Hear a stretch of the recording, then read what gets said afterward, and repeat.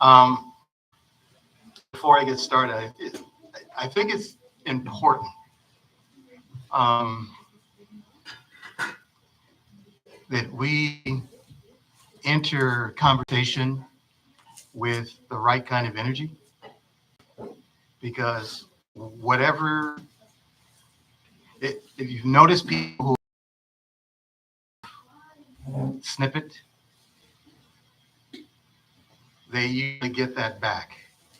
It comes back to them. And so we can actually abate that and kind of nix it by avoiding them, or just give them something loving, whether it's Hare Krishna, good day, goodbye, whatever it may be. But it's important that we don't just take on everybody else's trauma. And this is why we have this Krishna consciousness. It's so simple. Krishna consciousness. God, what are the characteristics of Krishna? What's the characteristics of the consciousness of Krishna? Right? He's loving. He's always playful. He's always joyful. You know, all these attributes. And even when he's seemingly dispatching some non-devotees, he's still happy, because he knows whatever he does to them is for their benefit. What kind of enemy could do that for us? They could dispatch us, right? And it's for our benefit. That takes a very loving soul. So to have that equanimity of consciousness is important. So what we're realizing, and I talked about this earlier with other people, is how we deal with energies of other people, and then our own, and then the world. So it's very critical. So hopefully this will be a good question and answer. We're going to be doing a lot of reading, maybe some interaction, maybe some thoughts, things of that nature. Professionally, I've been a teacher, counselor, public speaker, even before I joined the movement. And so there's just certain things I think it's helpful for learning. Because if you come to a place and you don't learn anything, such as I'm not going back there again, if you don't learn anything, then you're not really adding to your fixed. We all have a fixed perfection. It's up to us to grow it. We have to grow our perfection. This thing, and you hear it a lot in movies. Oh, Prabhu, I'm not perfect. That's a bunch of hog. God don't make imperfect. He just don't. Everything he creates, even if it's the material world, it's perfect. We have to understand the purpose of the material world. The material world is designed for us to grow. Because if everything was so nice, we couldn't appreciate love. We couldn't appreciate hate. We couldn't appreciate anything that mellows. It almost has to be removed from you so you can appreciate it. And then you have a platform to grow. So I'll just end there. We'll do Rishi Bala, 0. Radha Madhava. Can you play for me? Yeah. We also had a conversation about sound energy, melody, that sort of thing. So it's kind of important. So we always want, even though speaking does that, but we always want to start out, it's a Vedic tradition, you start out with something auspicious, and then you follow it with something auspicious. So this is the whole thing.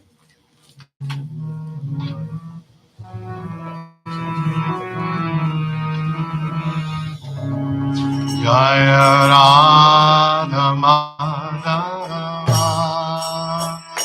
Javiya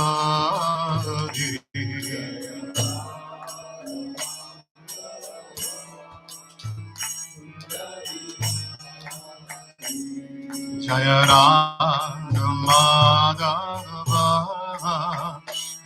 Javiya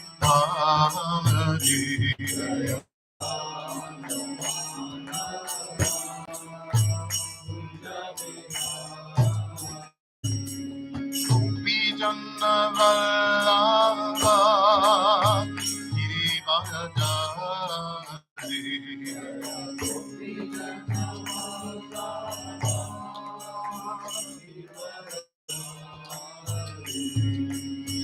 Gopijanna Vallabha Girivaradhari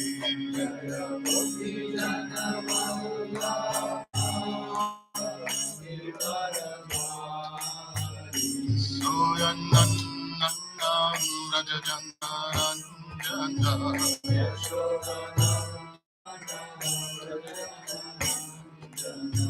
Jasodanannam Rajajannaranjana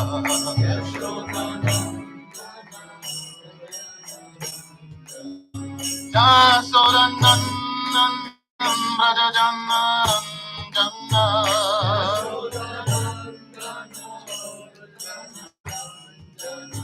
Jamna Tiram Manachari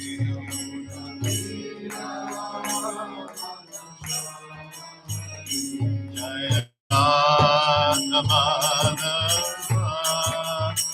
Tunga Vihari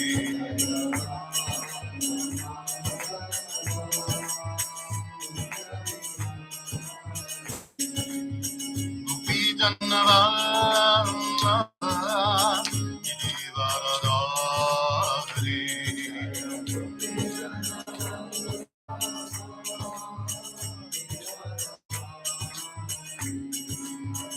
Gopijanna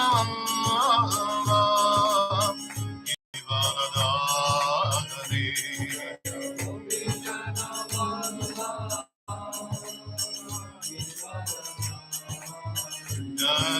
Jasodanannam Rajajannaranjana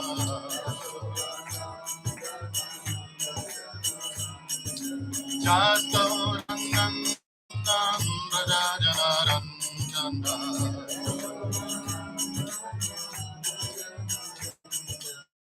Jamuna Tiram Manachari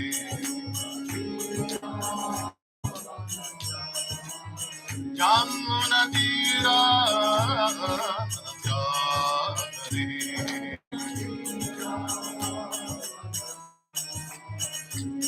Hare Krishna Hare Krishna Krishna Hare Rama Hare Rama Rama Rama Hare Hare Hare Krishna Krishna Krishna Hare Hare Hare Rama Hare Rama Rama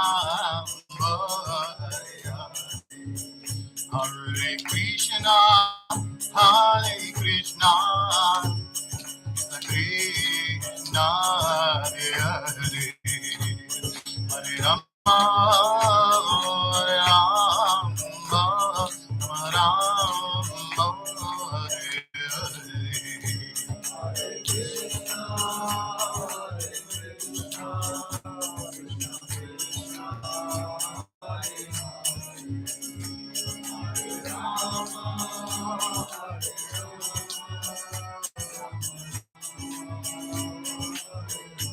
Hare Krishna, Hare Krishna, Krishna Hare Hare, Hare Rama, Hare Rama, Rama Rama, Hare Hare.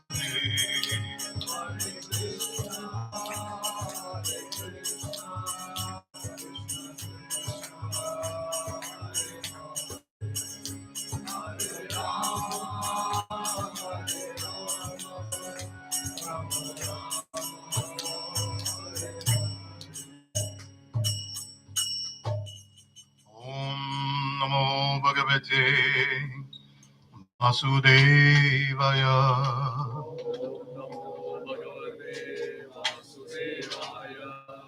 Om Namo Bhagavate Vasudevaya.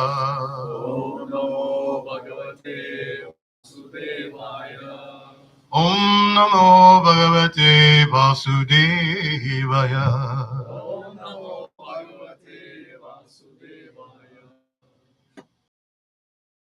start out with a question.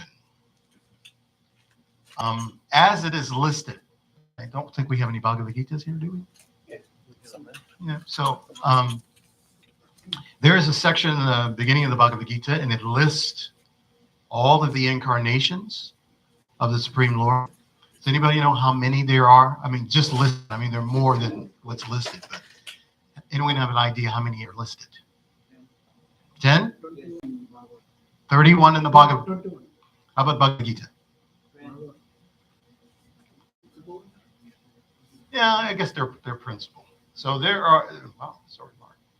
So what we're going to focus on is the 23rd incarnation. Does anyone know who the 23rd incarnation is? You cheating. So who comes before Buddha? Krishna. Yes, before Krishna? Yes. So we have these avatars that are actually appearing. And I want to put this in terms of frequency. Okay. So we can sing notes. It's all music, right? But they're notes. And they affect the consciousness in a different way.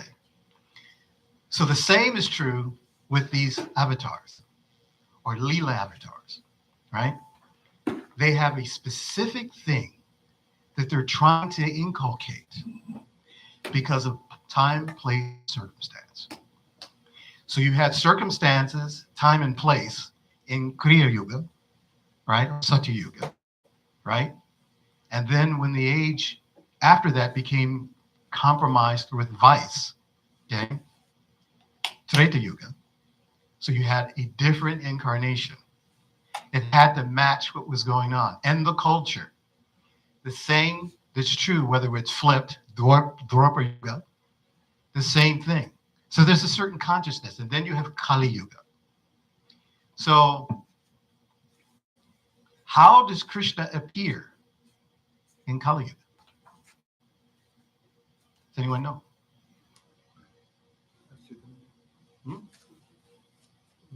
Like this Kali Yuga or in general? In general, in Kali Yuga. So we have the holy name. Okay? So Krishna is still present.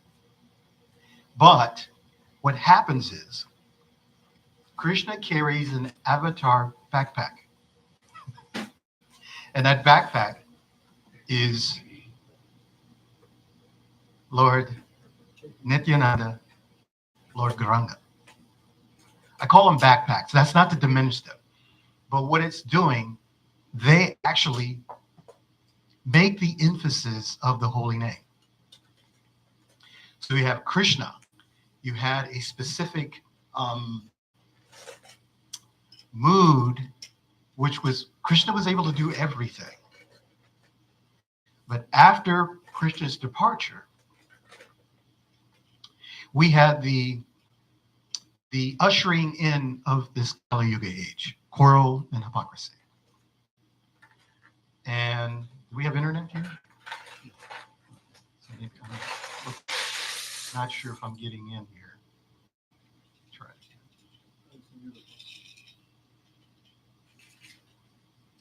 Yeah, I think I get the code to get in here. So as we're waiting on that. So as a result of that, have other incarnations of the Lord that are manifesting in different ways. And this particular one, 2,500 years ago, we have Buddha. Okay. So you just sent that to me? Okay. Well, it should show up here too. That's via text. Oh, that's why I don't have it. Bear with me. So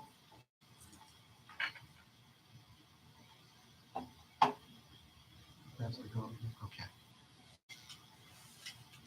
I'll just try to see if I can get this in here. Okay. Let's see if we can find this. Bear with me. I apologize. I thought I'd be able to jump right into this thing.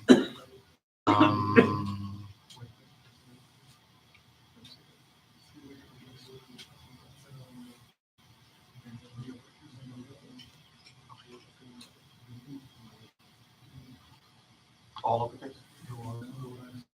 B. A.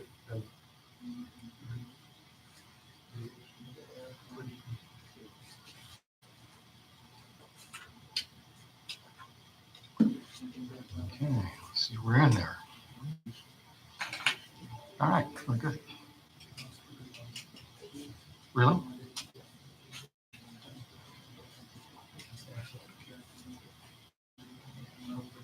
Okay, all right, perfect.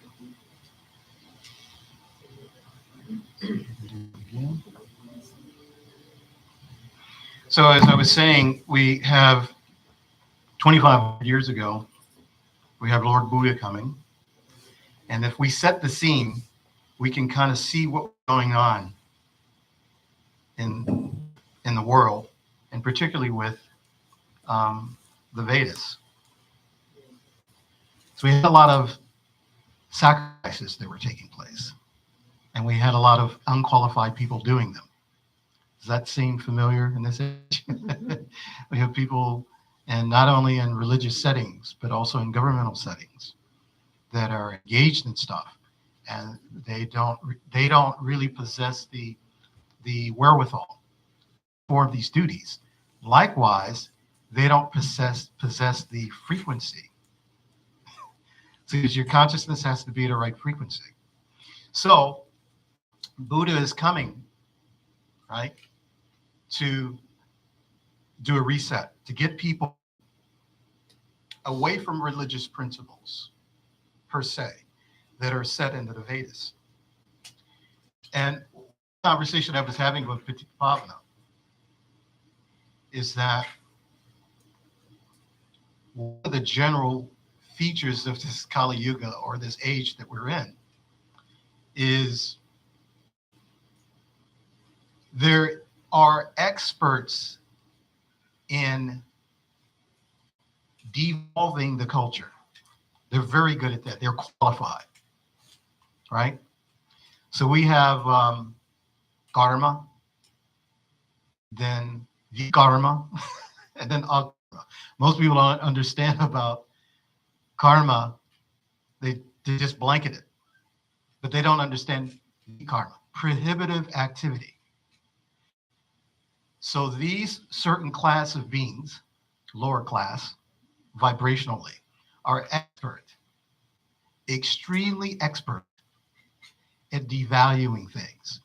And through that, they affect those who are karmic. It's a process. And so when you create all this chaos, it feels like for those spiritual aspirants, there's the swimming up against the tide. It's like salmon, they're trying to make their way up. And it's so difficult for them to do that.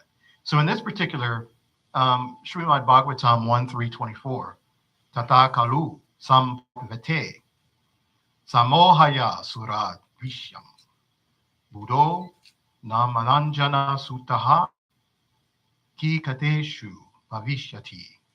So we go to the translation.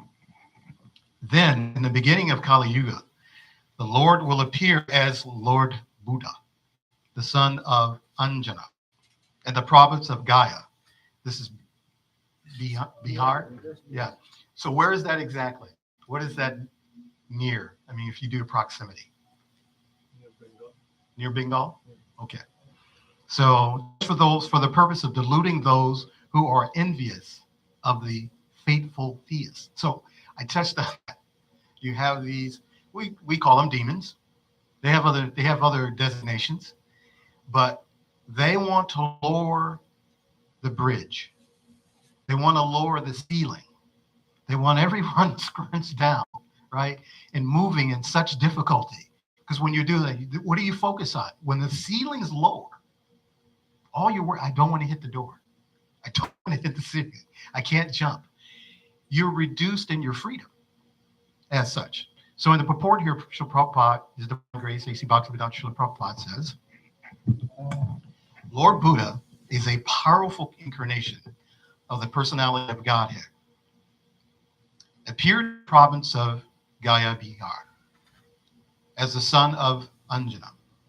And he preached his own conception of nonviolence, and deprecated even the animal sacrifices sanctioned in the Vedas. At the time when Lord Buddha appeared, the people in general were atheistic and preferred animal flesh to anything else. On the plea of the Vedic sacrifice, every place was practically turned into a slaughterhouse. The very thing that Maharaj Parikshit was trying to abate. So everything was turned into a slaughterhouse. And animal killing was indulged unrestrictedly. Lord Buddha preached nonviolence, taking pity on the poor animals. He preached that he did not believe in the tenets of the Vedas and stressed the adverse psychological effects incurred by animal killing.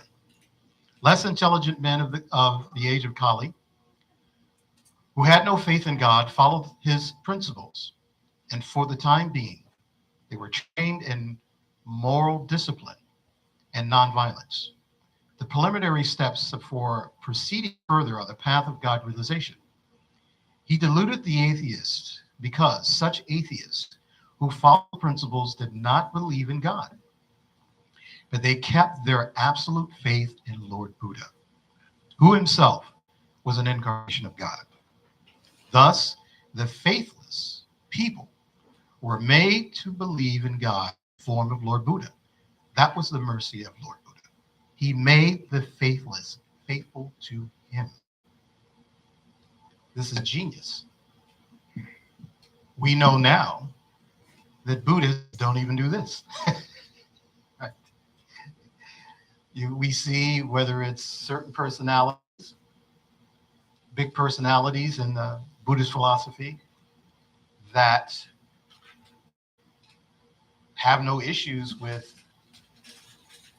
meat, fish, and eggs, or abortion for that matter. Not trying to be controversial, but I'm just trying to say it's a vibration. Things that we do are akin to aha. So the idea of being kind to animals, that has to be extended. You have to be kind to trees. You have to be kind to concrete buildings, because it doesn't happen. It takes the jiva to produce this. Even if you consider that Earth, she's producing so many things for us to use in service. So we all, and then buildings, and this being a Brahmin, you're building a new temple, and there's mantras and there's things you put underneath the ground. So you're trying to set the tone. And then I mentioned there's a thing called ley lines. Okay, ley lines are energy vortexes that run through the pyramids run on them. So they naturally garner energy for communication, whether it's external space or internal. So when you have the building, such as Vatsu architecture or Feng Shui, angles, it's energy. You're moving energy. So it's important to understand how energy works, because if energy is not dispensed properly in a building or a setting or in clothing or whatever you have, it can cause disturbance. So what we've seen, which is a departure from Vedic principles, is there's disturbance in everything. We can think about when we're trying to prepare boga for offering, there's a vibration. The plate, the cups, everything is presentation. It's a vibration. But when we use substandard things, we change the vibration. And that's not for anybody to panic. It's just for you to understand how we gravitated into plastics and things like this. And artificial clothing, this poly products in our clothes. So all these things change the vibration, and those things get into the soil, and then we're taking grains, right, from the soil, right, and then we consume it, and then it affects our frequency for higher consciousness. We just need to be aware, because at this point in time, it's next to impossible to remove these things. It's almost impossible to remove them. So what we have to do is mitigate as best we can. And part of the mitigation is chanting of the Maha Mantra. Hare Krishna, Krishna Krishna, Hare Hare, Hare Rama, Rama Rama, Hare Hare. So just in the word Buddha, right? Enlightenment. Buddha, Budir, it's from the verb Budir, to enlighten, right? So we're having this avatar manifest for enlightenment. So sometimes we have to dispense with regulation. We have to go to the basics. Because you have people like, I'm pretty sure you've heard this pastime where there's this veterinarian and he has an apprentice. And the farmer has the veterinarian come to his place. Somehow the horse has a melon in his throat. Have you heard this story? So there's a melon in the throat. So the veterinarian takes a mallet and something on the other side, he smashes it together on the throat of the horse. The horse recovers. So his apprentice thinks, hey, I got this. So there's another call, same situation's happening. He goes to the farmer. He says, I need help. I know, well, the veterinarian is not available right now, but I can handle your situation. So he went on what he saw. So the melon was in the throat of the horse. He has a mallet, something on the other side. He smashes it. The horse dies. So this person didn't have the training. He was an apprentice. With training comes a frequency, a vibration. It's consistency and expertise. So this comes over time. Chanting mantras, doing all this other good. But that doesn't mean that you're this big personality. It just means that you know how to hold frequency. But there's other things that can interrupt your frequency. Just like when we chant. When we're chanting, we got so many distractions. That's by design. So it's like I said, it's like we have this mission to swim up like salmon. There's so many salmon, they get caught. They don't make it. Only a few make it. They get to the top.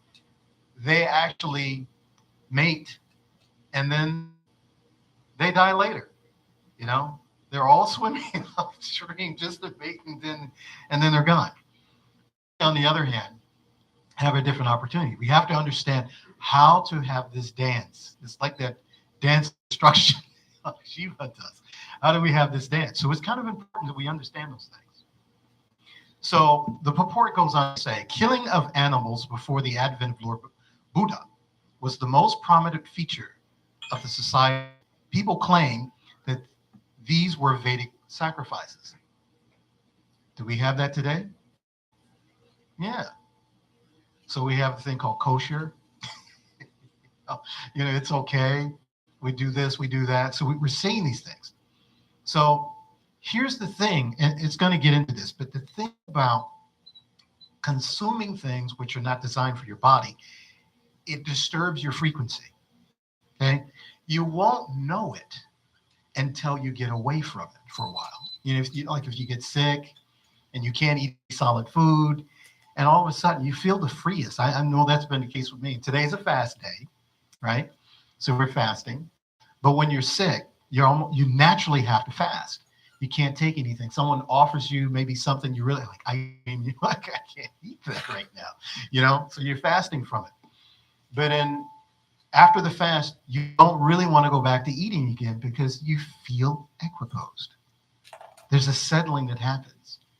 Then you get back to eating, and then you can feel your stomach stretching, and you feel the weight on there again. So this is the thing that we have to learn how to do for our bodies. Even more so, Vedic instruction. We have to learn how to listen to our bodies so that we can, it helps us to prosecute the day. We can function better in the day. And we know this. Some people, too much sugar. There's no injunction in Vedas, not too much sugar, right? It is kind of a niyama, you know, but not too much sugar. Then there's diabetes. It's one of the number one things you see in India, right? A lot of people have diabetes, right? Because of starches and things of nature. So, but you still have to listen to your body. You just get, okay, well, I'm going to follow this. As you get older, galam jamuns and all the other things that we eat at the festivals, the deep fried pakoras, and it doesn't work for you as you get maybe past 50, maybe past 40. It's not working the same. Your body can't process it. So you have to move from that. So we see these things in Vanaprastha, this more simple diet. And you see a lot of sannyasis or older devotees. You know, I'm one of those. You know, I can't eat these things. You have to have a simple diet. And then I have to be careful about how much I eat because I'm done for the day. My belly's full. I had something. So you have to, otherwise it's just misery. You're in so much misery. Culture says, but no, you must eat. You might as well say you must die, right? You're eating so much, you know, you're giving so much difficulty to the body. So we have to take that in consideration. When the Vedas are not accepted through authoritative disciplic succession, the casual reader of the Vedas are misled by the flowery language of that system of knowledge. In the Bhagavad Gita, a comment has been made of such foolish scholars. Abhipashyatyaha. The foolish scholars of Vedic literature who do not care to receive the transcendental message through the transcendental realized source of disciplic succession are sure to be bewildered. To them, the ritualistic ceremonies are considered to be all in all. They have no depth of knowledge. According to the Bhagavad Gita 15:15, Vedashasharir aham eva vedaha. The whole system of the Vedas is to lead one gradually to the path of the Supreme. The whole theme of Vedic literature is to know the Supreme, the individual soul, the cosmic situation, and the relation between all these items. When the relation is known, the relative function begins. As a result of such a function, the ultimate goal of life, or going back to Godhead, takes place in the easiest manner. Unfortunately, unauthorized scholars of the Vedas become captivated by the purificatory ceremonies only. Natural progress is thereby checked. So this is really important because now we're having Buddha. He's like, this Vedic injunction is kind of wacky. Shouldn't be doing this.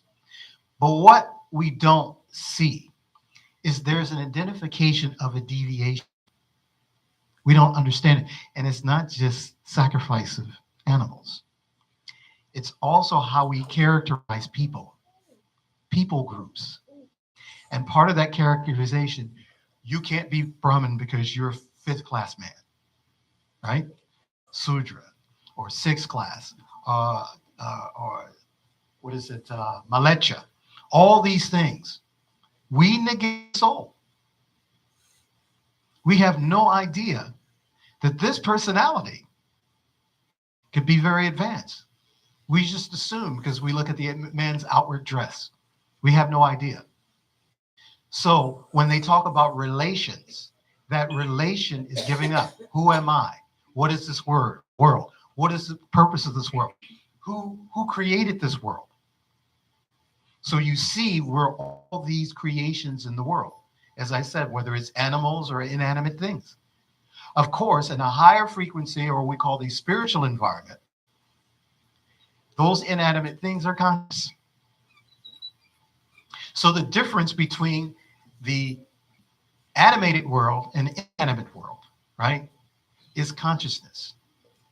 And because we have bodies, we give consciousness to the body because there's an identity aside from the body, like there are layers of the mind, right? The mind is a personality, but that's not who you are. You are the God particle. You are the Jiva, the spirit soul. So that is there. So we have to understand, we have to delineate these things, be able to separate them out and understand how the function is. We learn Srimad Bhagavatam, we're learning the function of the universe. We learn it. So first it's the feet, then it's the knees, and then the waist, and then we move our way up. We're trying to understand. That is the scientific process of understanding that. Because we can't accept things on love. That's the only reason why we have the Bhagavatam. We don't have the intelligence to understand it from Kriya Yuga. Self-realization. So we have to go through the science because we think we know, we think we want to know, we want to say, we want to do. So we have to go through these processes. So it's kind of important that way. To such persons of atheistic propensity, Lord Buddha is the emblem of theism. That sounds like a contradiction, right? He's the emblem of theism, right? So what he's doing, in order for you to get over your fever, I have to restrict you from going outside playing. Okay? You just can't go out like you come to America and you wear sandals, even in the winter. So and then you wonder why you get cold, So you have to be restricted from normalized activities which you may do someplace else. You have to make an adjustment, time, place, and circumstance. So the animal killers are dangerous elements on the path of going back home to Godhead. There are two types of animal killers. The soul is also sometimes called the animal or the living being. Therefore, both the slaughter of animals and those who have lost their identity of soul are also killers. Now, see, we can take this in a literal sense, and I'm gonna implore that you don't do that, because it's indicated here. The soul is also considered the animal. What do we do to kill ourselves? Right? The animal. What do we do? So we're thinking, okay, he's talking, no, I'm talking about what do you do, your relationships with people, the Atmaha, killer of the soul. This is suicide. We cut our divine relations off with other people. The divinity is there. Krishna is always in the center of everything. But when we're harsh to people, we're killing animals. We're killing the soul, right? When we have caste systems put in place, right, that are simply done because of your pigmentation, that's problematic. But the world runs like that for centuries, and we still do it. The challenges, even if you're in school these days, whether it's college, whether it's high school or elementary school, it's still running. That pattern is still running. So the killing is going on. And then you kill me, I kill you. You say some words to me, I may say some words to you. Harsh words, right? Then a fight ensues. Then there's weapons. Then there's this. Then there's then there's wailing. Then there's crying. And this group hates this group. I call them like Crips and Blood, if you know about gangs in the United States.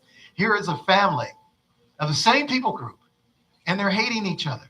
You've had it in India, right? With the Sikhs, right? And Gandhi followers, or Muslims and Hindus, and all these labels. Do you know when you leave this world, you're going to leave your label? All these things you call I am, that's not who you are. You're going to leave these things. I am short. I am tall. I am fat. You're going to leave. That's not the soul. So when you stick to these identifications, you kill the soul. That's animal killing. That's a feature of animal. So it's not just, honestly, I did those things. I'm not here to cast aspersions on anybody, right? It took me a while to get to a point. And I had the grace and the mercy in order to do it, even before I became a devotee, right? I listened to my body. I had so many sicknesses. I was taking shots, vaccines, all this kind of stuff. I had bad reactions. This is in the 70s, right? And look at what's happening to people now, what we know now, right? So we can commit suicide by not nurturing the vehicle to which we use to get from point A to point B. And subjugating the other vehicles, our friends and family and relations. We subjugate them. Why? Because I am the Lord of all I survey. And aham brahmasmi. We have this jaded understanding, not understanding that we are servants, soul servants, right? Because Krishna is a soul servant. He's doing the same thing. We have the same constituent character that he has. So Maharaj Pariksit said that only the animal killer cannot relish the transcendental message of the Supreme Lord. Therefore, if people are to be educated on the path of Godhead, they must be taught first and foremost to stop the process of animal killing, as above mentioned. It is nonsensical to say that animal killing has nothing to do with spiritualization. So I go back, not just the four-legged animals.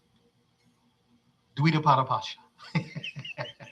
The two-legged animals as well, right? So we have to really not be so narrow and so literal when we're in our identification. Like Kana, he's doing his geography, trying to identify all these different places, right? So, but we understand, I live here, but I live in India. There's no place outside. I'm the frog in the well. Is the ocean this big? We blow ourselves up, trying to figure out. It's beyond it's phantasmagoria. It's beyond our condition. So we have to be open to see things on a larger scale. Well, I don't want you walking away from here thinking no chicken, no beef, no pork. That's not the message here, right? Because what we're learning in this society from some very nefarious people, they're actually sacrificing people. There's cultures that have done that, but we're learning, I won't say in this venue, but they've been sacrificing people and children, all these heinous things, right? Prabhupada made this statement. He said, when man finds out that human flesh is the best meat, this is at the end of Kali Yuga, or it's supposed to be. But I would submit there are factions of societies, of schools that are low vibrational, satanic, if you want to say, that are already doing these things. And I would even submit that a lot of the illnesses, they just did a survey on particular foods, and they're finding that their human DNA in some of the foods that we're eating. That changes your mental frequency. For animals, it's called mad cow disease. It's the bovine disease. So cows are crazy. Vegetarians are going crazy because they're eating other vegetarians. We got to really think about that.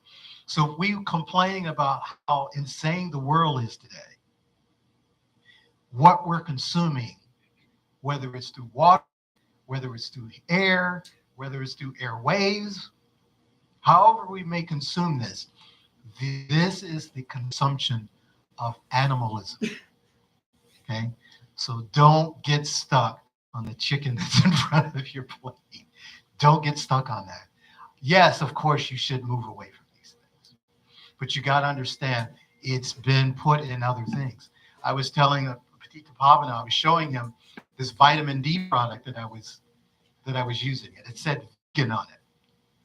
And then I got a video from a devotee friend who was telling me how they put rat poison in the vitamin D. I had all the chemical names of it.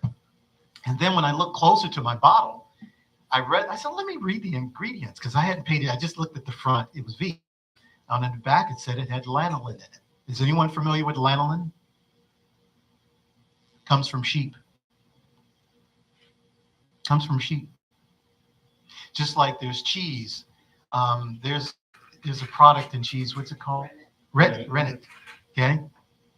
So these things, this is the intestines. So what I'm saying, even though you may be eating this way, I'm a vegetarian or I'm a Krishnatarian or whatever, you'd be amazed at the level of animal products that are in our foods.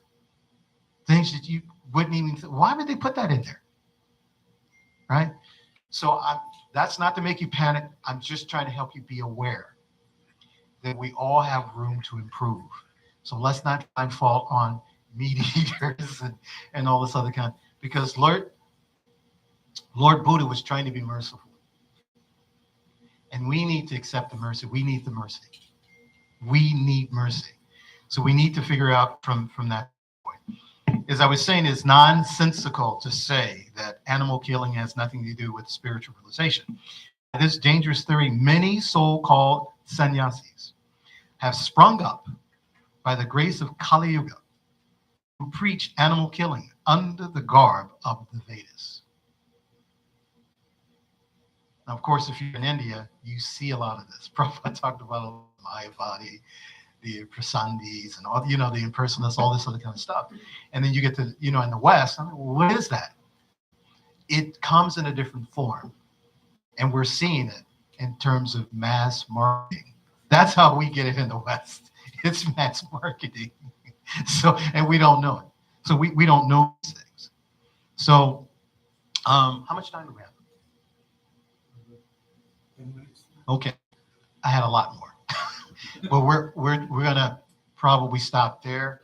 I'll open this up for your realizations, questions, comments that you want to make, observations, because I find that as a counselor, former counselor, well, I guess I still counsel, it's important to add your input into something, and that way what you learn has more value, meaning you walk away from this. Some people teach or they give a class and they're not really interested in people learning because they don't see them as important as the message. See, this doesn't work if there's nobody here. Oh yeah, I can say all these things. I listen to it and I learn from it. When we do it together, there are realizations that I get. And that's the importance of having questions and comments, because I'm saying things that are hitting their buzzwords or things that are clicking.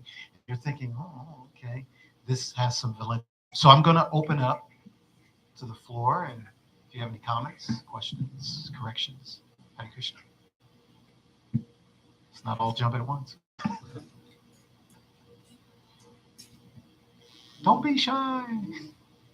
Oh, you need.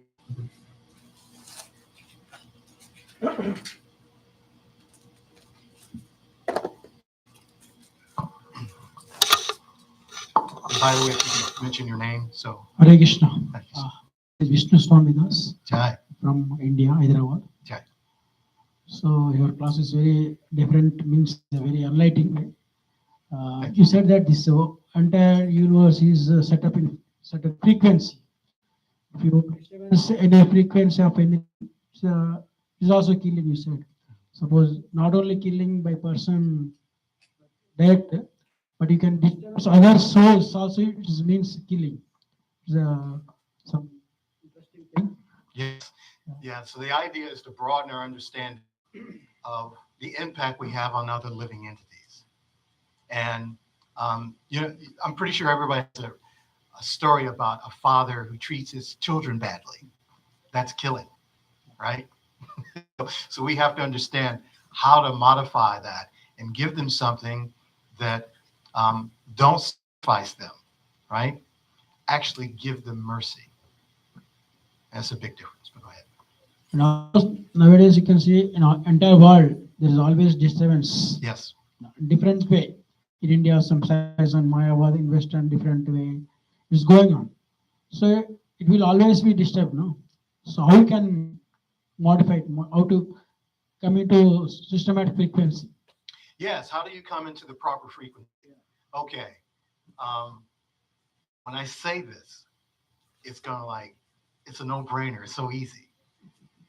Hare Krishna, Hare Krishna, Krishna Krishna, Hare Hare, Hare Rama, Rama Rama, Hare Hare. Now the question is, then how does that work? So I could say that. And that's a lot of people do that in class, just chant Hare Krishna. So there has to be a mood even before you chant the Hare Krishna Maha Mantra. And in order to do that, gratitude. You have to be in gratitude. This is how you change. And then that way, everything can have a positive effect, even Maha Mantra, because the Maha Mantra is a living, it's an entity, and it will reciprocate with you.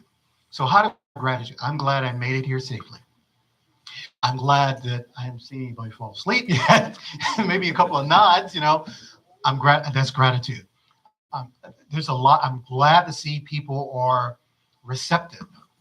So there's a lot of things to be grateful. You can be. I made it to America. I made the cut. A lot of people were getting deported. You can have gratitude for that. Or for those people who are left, they can say, "Well, I have gratitude. Now I don't have the pressures of the West." You can always find something to be in gratitude about. You can be gratitude for devotees. We are in gratitude to have a nice association. And I really mean nice association. You just can't have association with any devotee. You have to, who do I line up with? Then our minds meet. And we can have intimate discussions that possibly I can't say outside with other people. And that can help that devotees both grow in their spiritual life. So there's a lot of things. We can go on and on about things. Bhakti Tirtha Swami always talked about having an attitude of gratitude. And he talked about spiritual warrior and things. So there's a lot of auxiliary things that we can do in order to create the mindset. But just knowing that you're protected, you're nurtured, even though you may not know it. And even though you may not feel everybody that's around you, you still have some protection. It's hard to see sometimes because you're in your own cloud. And sometimes, you know about clouds, you have all this information in these cloud sources and things like that. This is it. So we have to look at our cloud and we have to cleanse our cloud so that we can get the right frequency in our cloud so that the frequency bounces to us, send it back, it comes back like that. Thank you, Prabhu. Hare Krishna. Hare Krishna. And we are individually doing also, we have to be positive way, we have to do chanting. Yes. Yes. Reciprocal to thinking about nature and frequency, you have to always pray God, you have to correct this thing. Yes. Yes. Thank you. Hare Krishna. Yes. Please. Please, pretty please. We have prizes. No. Hare Krishna, Prabhuji. I like the point where Prabhupada wrote in the book, he made the faithless faithful about him, Lord Buddha, right? Yes. And then Lord Buddha is very merciful. I think of an analogy where Krishna says he is the seed-giving father for everyone, Aham bija pradapita. So if someone we are all Krishna's children. If someone is a father and if they see the son doesn't like the father doesn't hold the mercy, he still gives the mercy. So the atheists are completely against the concept of God. Yes. But God being so merciful, he still came and he tricked them and made them faithful. Yeah. See, this is one of the features of an organization. People join organizations because they want to belong to something. And then they end up becoming dismissed or things become indifferent. There's this killing, right? And we see, we have to be honest, it happens in our organization. It happens a lot. So it takes a special soul to move through that and understand that these other people are struggling with their own mental health. So I'm coming as a mental health professional. They're struggling with their frequency, right? Because they've been indoctrinated thinking, because it's a feature of the West, we're number one. We're great. And you find those who are in the workforce, who are coming from different countries to here, Westerners are very mediocre in their work. They didn't have to work. We were talking about this. They didn't have to go through all these different schools and be top notch, whether it's in India, whether it's in Japan, whether it's in Korea. They have these people jump out of windows because the pressure is so great.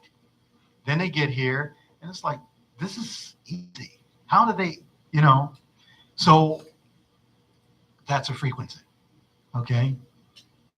The frequency of living symbiotically off of other people. That's kind of like the description, you know, of how this thing is mushroomed. So there's very few people who actually authentically are trying to, devotees here, they're authentically trying to create something for others to come to a place where we can associate and love on each other. You know, there's a lot of blood, sweat, and tears, put through this, but it's appreciated. It really is. You guys are so much appreciated. You know, the team, the husband and wife team, they're so appreciated, right? I don't want that to go. And I'm not trying to be corny. He'll tell you I said this, and he hears it from me every time I visit with him. I always tell him how I appreciate Patita Pavanam Varuni. I always tell him how I'm in gratitude. She feeds me like I'm like a grandfather. You know, she's always, I'm just like, this is so much love. I'm in gratitude. And I can easily say, how did I deserve this? And rather than worry about it, I was like, I must have deserved it because I'm getting it. There's no mistakes. Krishna don't make, I said that earlier. Krishna doesn't make mistakes. So we have to understand how to have gratitude. So there's where my point of gratitude. That's my point of gratitude. So we have to understand from what Buddha is trying to do. He's like, he knows there's a class of people who really want to come to him, but they've been rejected. If he had done that, then it would have been the old standardized Brahminical, Kshatriya, Vaishya, Sudra. There'd been that whole caste system set in place, not based on real merit. And even if you do fall into the category, what? To walk, you need legs. Right? To digest, you need a belly. To fight, you need arms. And to process and reason, you need a head. The whole body is necessary.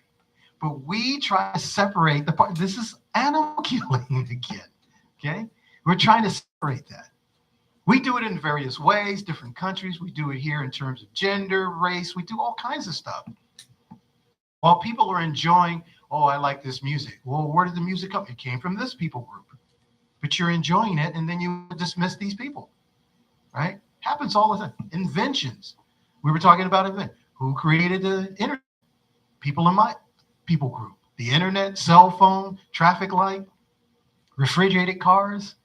Some of the stuff that's gone on with space and NASA, all kinds of, we go on and on and on. Many different people groups contribution, but we want to dismiss them because we want to capitalize. And I have defined what capitalism means. It means to exploit both material and human resource. So if you got a job someplace, you're being exploited, your resource. And it's a contract. So we call that slavery. So this knowledge is to help you free yourself from the killing process, from the slaughterhouse that we voluntarily walk. Prabhupada used the example. They're like goats that are being slaughtered, right? And one goat is being killed while the other is just eating grass. The killing's going on. They're not thinking, my turn is next. This is going on. So we have to be aware that we're also being slaughtered, but it's in different ways. Like I said, it's through soil, water, media, all different kinds, association. Some people, I'll leave here and I'll head straight for the bar, that sort of thing. And the people don't want you there. You're looking, what are they doing here? And there's conflict. Right? So you're not welcome, but there's only one place that you're welcome, and that's in Krishna's house. They have a place called like that in Gainesville, Florida.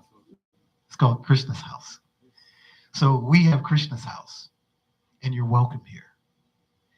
But be mindful not to disturb other people in the house. Otherwise, it doesn't work. Right? Krishna will be the first person to leave. It's like, you're not maintaining my house, so I have to go. This is like deities, they come, you install them, and because there's so much nonsense, Krishna says, oh, they don't want me here. So Krishna, and you heard me say this earlier today,